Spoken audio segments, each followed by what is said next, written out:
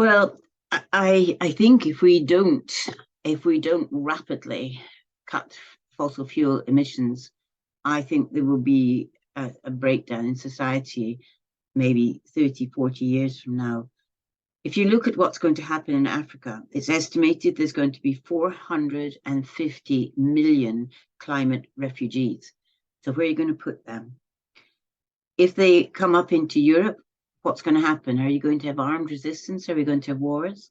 I actually think the future could be extremely grim. The global south is really struggling and they're going to move to the global north. Who would blame them?